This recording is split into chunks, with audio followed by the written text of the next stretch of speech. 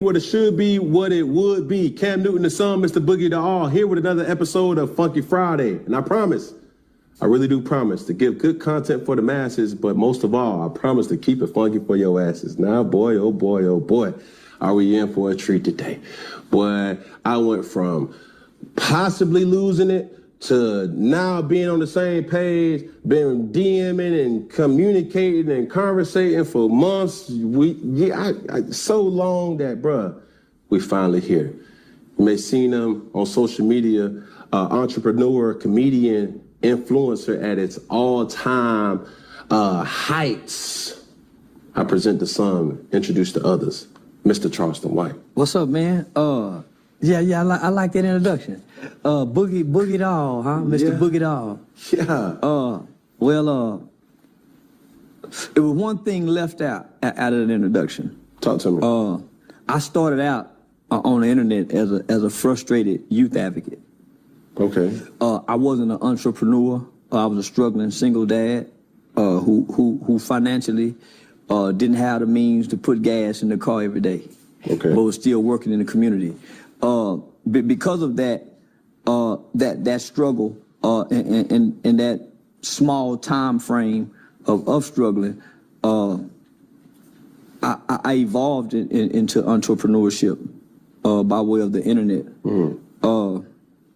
But I started out frustrated. So when I came to the internet, I didn't even know you could make $1 off the internet.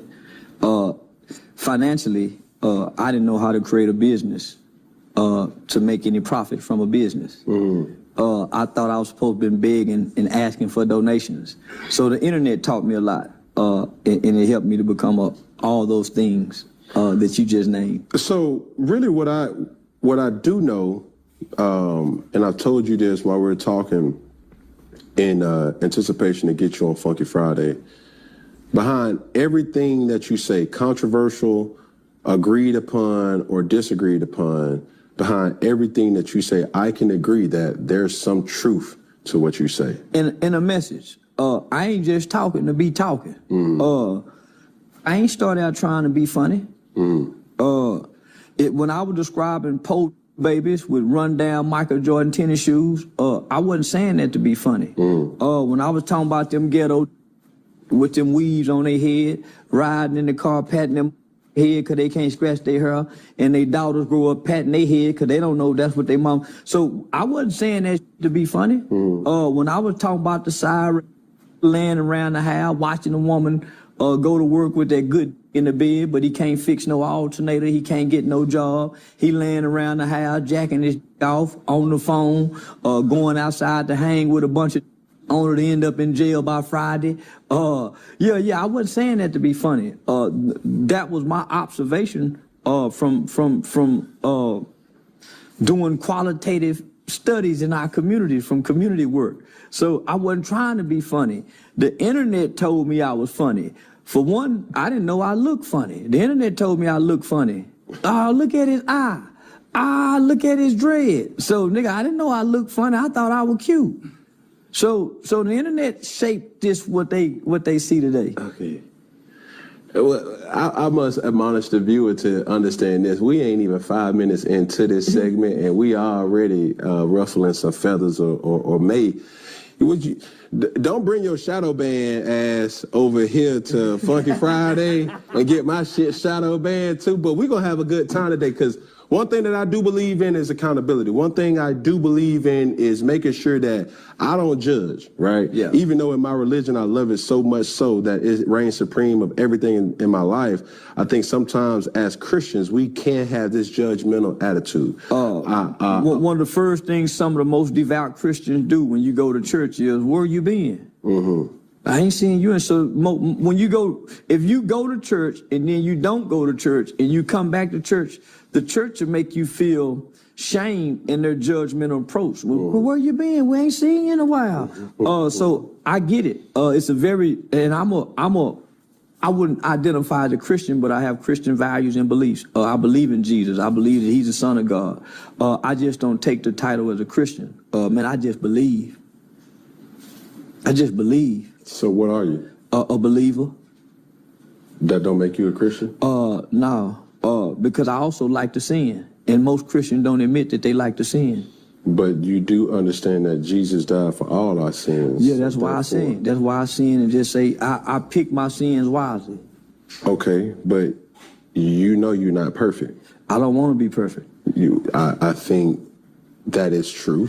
But my saying is, most Christians don't admit that they like to sin. most people can't admit to the sins that they do. That they like to do. See, some that we do, but we also got some secret ones that we like to do. But that's everybody. That's not Christians, Muslim, Hinduism. That's just everybody as humanity. When the FBI studied Malcolm and when they studied Martin, one went and spoke and came back to the hotel and prayed and talked on the phone with his wife, and they don't have no dirt on him. He was Muslim.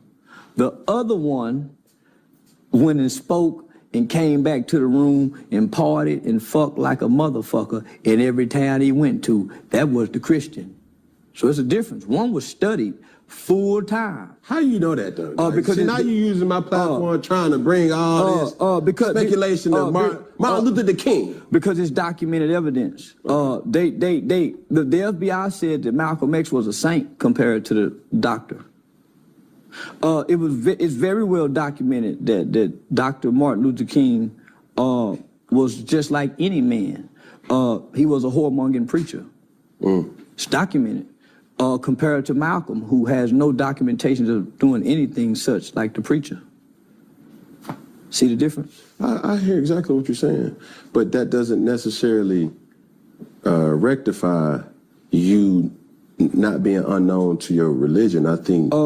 I don't want to be a religious man. I don't want to be Muslim. I don't want to be Christian. I don't want to be Hindu because I don't pick up the books. I want to be able to grab hold to the spirit. Yes. Most of the people who I heard talk the books and can recite the books don't show the spirit. Yeah. They can't access the spirit. But this is where I can agree with you, but also it's for me to also admonish you to say you use your platform for people to receive the word in your own right. You see what I'm saying? I don't deliver the word because I don't know the word. I walk with the spirit. My mother and them know the word.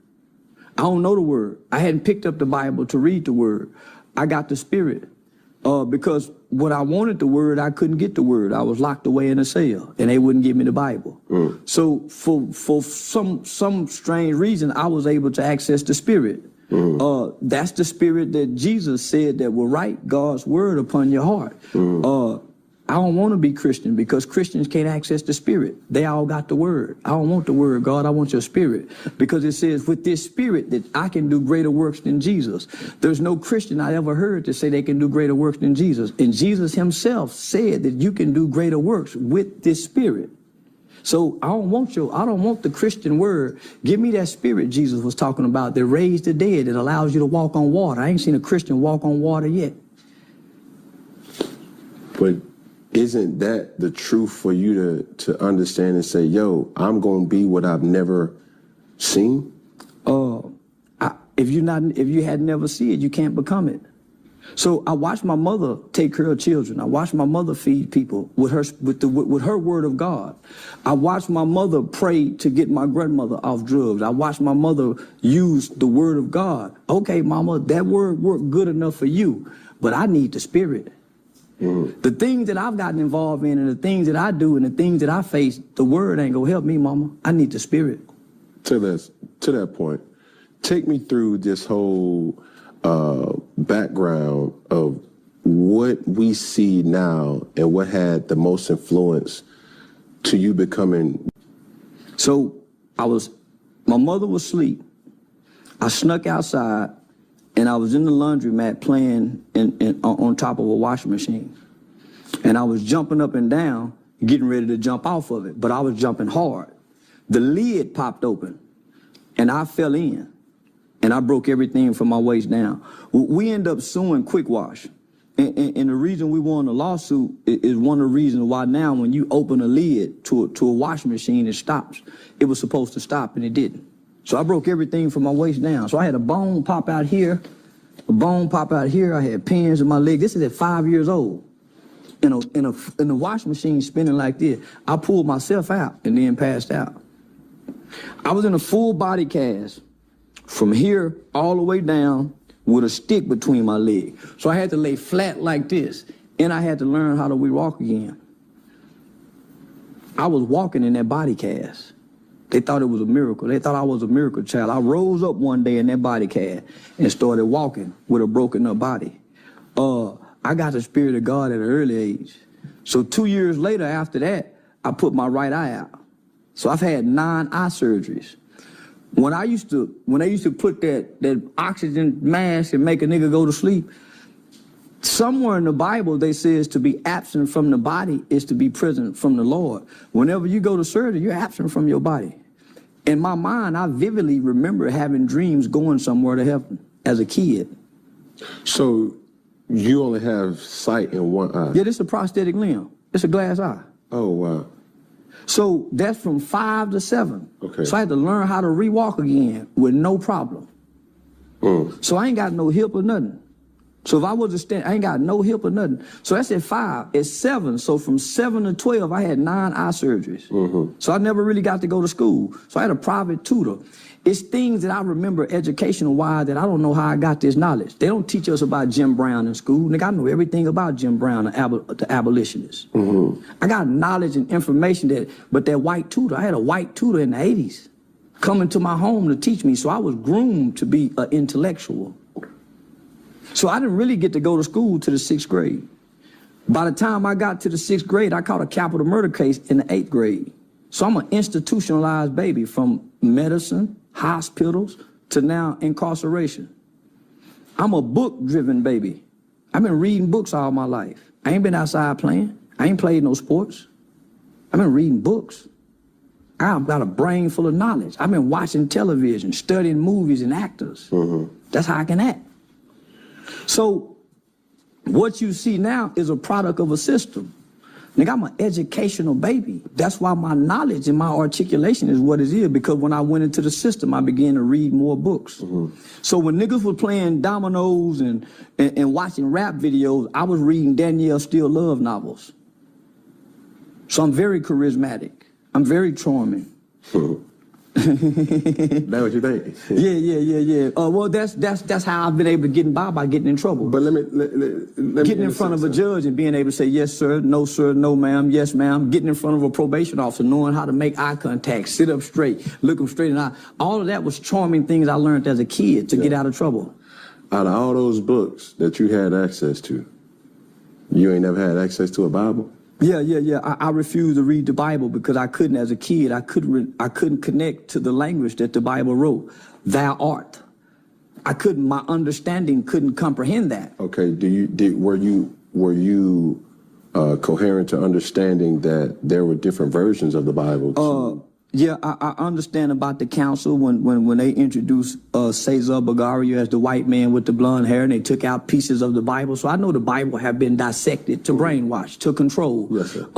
So what I did was... But not more or less that level. I'm talking about the international version. I understand it, but as a kid, you don't know that. Yes, sir. As a kid, you don't know to pick up this book and say, okay, they got a King James version. Okay, you don't know this. All you know is, here, read the Bible. They said, read the Bible. Correct. And you can't really understand what the preacher's saying. Correct. But I have a mother who are quoting scriptures, and I'm hearing her say these scriptures, but they're not making no sense. All things work for the good of those who love God, is called according to his will and his purpose. Mama, I'm locked up here for murder, and I'm gonna be here for 4 years. How is this gonna work for my good? But she's trying to explain this to me, and I'm saying, man, shit don't make no sense. I'm rejecting everything she's saying. For one, most kids reject what their parents teach them, because you think the world know more than your parents. So this ain't making sense, mama. This God that so loved the world that'll give us his son, then why this kid over here get molested if God love us? Where my daddy at, mama, if God's so good? You keep hollering about God good. How he good? How? And so it ain't making sense. So You don't believe in this scripture, raise up a child in the way he should go. As a kid, don't know scripture makes sense. I know it now. That's of course. So, but as a kid, it says train up a child. Yeah. How many parents are really training? We're raising our kids. We ain't training them. That's why when they get in situations, they don't go to their training to make good choices. When police get in situations, they go to their training. Their training is to shoot. Shoot. Where? Shoot to kill. Why you didn't shoot him in the leg? Because he was in a situation where he had to fall back on his training, and there's a silhouette where they're trained to shoot center mass. So that's why they don't shoot you in the leg. So what training are we giving our children where they get in a situation where they choose the training? We're not training. We raise our kids. How do we raise them? Food, shelter, clothing. We ain't training these kids. We ain't training these motherfuckers. So we ain't trained. We got to go to work. Mama got to go to work. Daddy cross town playing stepdaddy, making more babies. Who training us? Nobody. We're being indoctrinated at school and we're being programmed by the culture. Who's training us? So we can mistrain up a child. That's why the kids ain't going no way, because ain't nobody training them. They're raising them. They're providing good homes, good clothes, good foods. But other than that, there's no training. That's why we're not in Boy Scouts. That's why we're not in ROTC. That's why we're not in no type of physical training to teach us how to do push-ups outside of sports. So as a kid, your parents are trying to introduce you to God, but you looking at the circumstances in a situation that y'all growing up in. So God ain't making sense to children no more. It ain't making sense. Was I blessed because when I go to school, the kids at school ain't blessing their food, but you got me blessing my food. It ain't making sense. Ain't nobody at school blessing their food, so I'm supposed to go to school and pray over my food. Nah, I ain't doing that, Mom. Because my peers supersede what you trying to teach me if you don't have a bunch of money to buy my attention. So my mother was financially stable to buy our attention. What your mom do? My mom worked for General Motors, retired from General Motors. The backbone of America, the blue-collar worker. Yes. In the 80s. So we were very financially stable. I had my own bedroom, homie, in the 3rd grade. I had my own phone line. I had the bunk bed, bed with the desk. I had the basketball goal. I had the remote control car. We had the Nintendo with the power pad, the duck hunting game. I had the Jabos. I had all the name brand stuff that a kid could want. But for one, Mom wasn't at home. She had to work. So she provided a great home life. But when we got out of school, she was going to work. Daddy retired from the Navy. He doing his own thing. Were you raised in a household with your mom and your dad? No, just Mom. Were they ever together? Yeah, they were together the first part of my life. But that's a vague memory. Yeah, but when you say first part, I have no memory. Okay, now do you think that had any type of trauma in your growth as a man? The absence of a father in any child's life leaves a child hurt, but ultimately develops a child as an angry kid, and can't nobody explain why that little motherfucker just angry. That's the absence of a father. But so my brother. You speaking as from the son's perspective or the female's perspective? I'm speaking from the son's perspective. So both my brother and I grew up with just a good mother, a good loving mother. When I was 8 or 9 years old, homie, my brother looked at me and said, "When I grow up, I'm gonna kill somebody." Man, I looked at that nigga and ran downstairs. Mama, Kevin saved me, grow up, man. Boy, come here. What you mean? When I grow up, I'm gonna kill. And so she spanked him when she should have been exploring that anger. Long before a kid gets angry, they feel hurt. Nigga, where my daddy at? Mama, where daddy at? What Tupac say? He heard mama crying. Mama, where my daddy at? Heard you crying late night through the bedroom door. And do you love me, mama? Why they keep on calling me nigga? Get my weight up with my hate and pay them back when I'm bigger. So that's the 12-year-old big body kid, nigga, that they done put in football that grandmama and them scared of. When he get mad, he huffing and puffing. He kicked the door. He punch a hole in the wall. He push his little sister down. Get that weight up with my hate. So just think about my brother saying this. Nigga, I'm 8 years old. He 10. Nigga, he killed somebody at 17. So I'm trying to piece it all together. So the anger, right? So we hurt in the beginning. But before you hurt, you feeling unloved. No, hold on. Check that. Truth to that. But in your household, you raised by your mother. Parents was never together. You guys, 3 boys. Two boys. So just you and your brother? Just me and my brother. 2 boys. So you only got 1 sibling? Yeah. So, but I had a sister come later in life when I was 13. Okay. So we got uncle, we got granddaddy, we got grandmama, we got aunts, we got cousins. Mm-hmm. So we got a big family. Yes. And we got males there. But they ain't the right kind of male. Granddaddy got a barber shop. Granddaddy went to the military.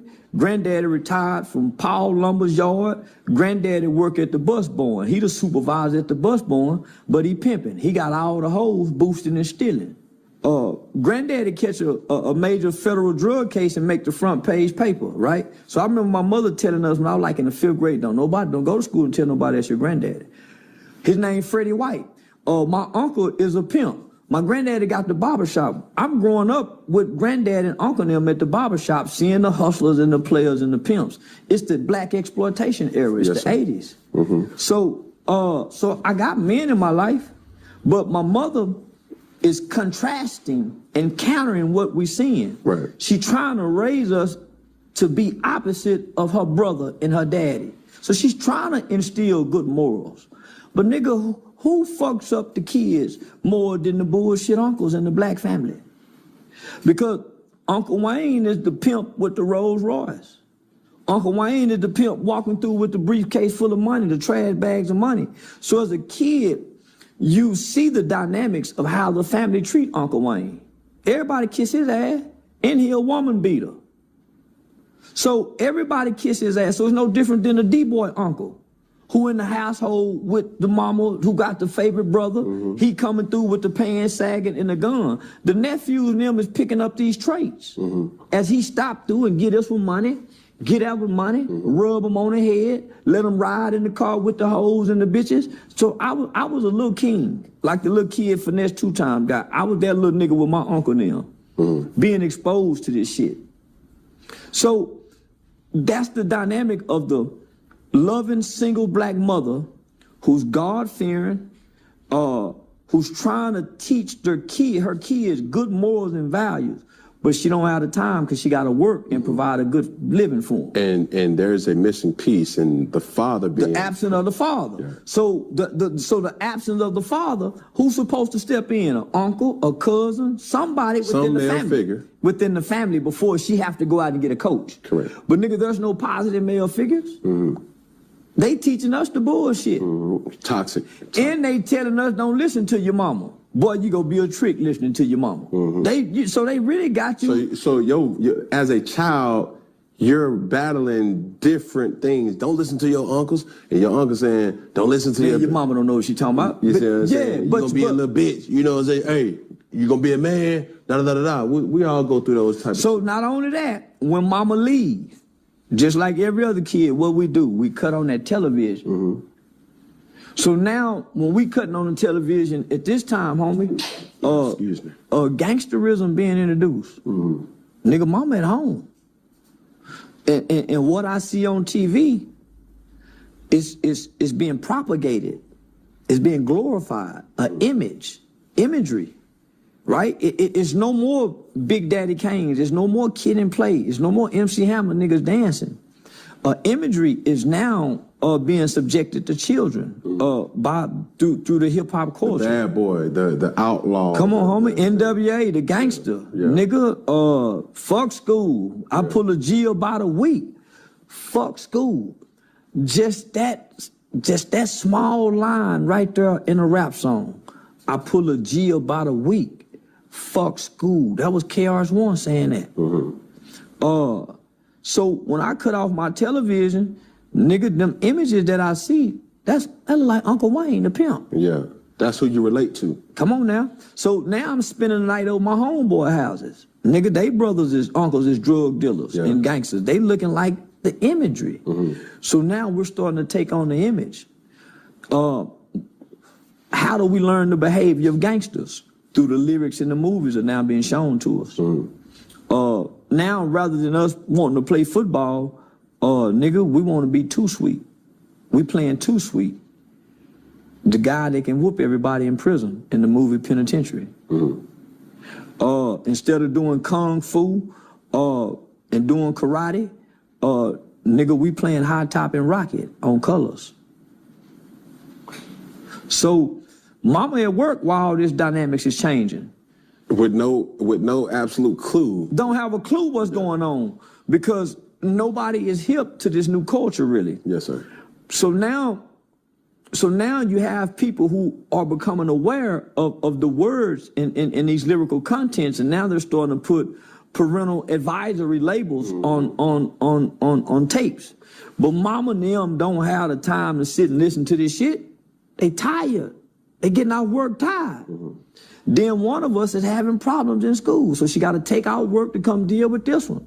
So because she's dealing with this one, guess what? The younger one flying under the radar getting in trouble because the oldest one is getting in so much trouble. Right. And that's what's happening in these households. And it's becoming overwhelming. It's only one parent.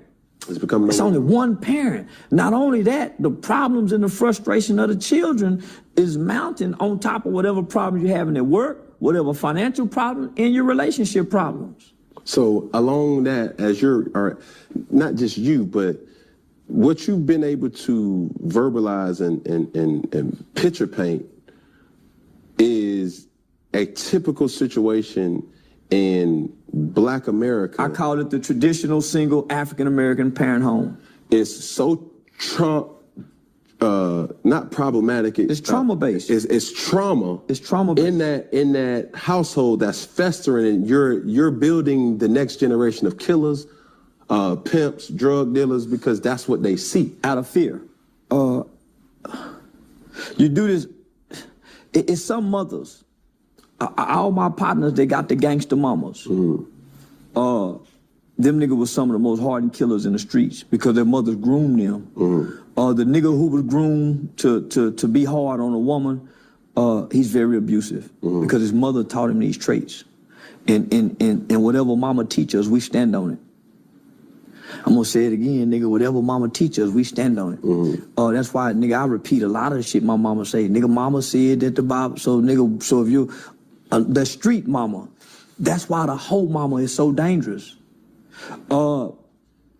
But the loving, over nurturing mama is just as dangerous as the whole mama who teaching him the street shit. Yes, sir. Because she handicaps him, and what ends up happening is, out of his rebellion to be free as a boy and a male, he overcompensates with being over masculine. Because mama done gave him all this everything, so he try to play over masculine. He too tough. He too tough. That's the nigga too tough. Over masculinity is the driving force for niggas to crash out. Nigga want to fight all the time. That's mama. He don't know to think because being analytical is a man's natural behavior, not an emotional state. Nigga, we've been groomed to be emotionally responsive and emotionally driven men because of our loving mothers. She's so loving, she only whoop us when she's frustrated. That's where we learn to hit, when we get mad. Sit down somewhere. Bow, bow, bow, they hit you. And secretly, they feel guilty because I've done it as a parent. Yeah. Feel bad in the motherfucker, but you done already delivered the lick. Yes, sir. I got a friend by the name of Terrence Sampson. He did 29 years on a 30-year sentence for murder. When he was 12 years old, he stabbed a next-door neighbor 93 times. He said he had his first homicidal thought when he was 5 years old, after his dad had brutally beat him. But right after the thought, he said his dad walked in with tears in his eyes and said, "Son, I'm sorry." Imagine had his daddy done that before the thought. He would have saved a life. Come on, homie. So frustration is a motherfucker as a parent. Before we get too ahead of ourselves, I'm trying to paint a picture here, and I'm trying to take people on this journey. When you took me through 6 to 8. Talked about your brother committing a crime. For you, at 14, or throughout that whole process of juvenile, what was that like for you? It was traumatizing. Because you got to think, I'm a mama's boy. Nigga, I'm the baby. And I just come from being hurt. So I've been in the hospital most of my life. Yes, sir. I'm a nurtured child. I'm a nurtured child who needed to be accepted. I didn't play football, didn't play basketball, so I needed to be accepted. And and I found acceptance through negativity, Violence. ultimately committing crimes. I learned to be violent. I'm not a violent person. I can be violent. I learned how to be.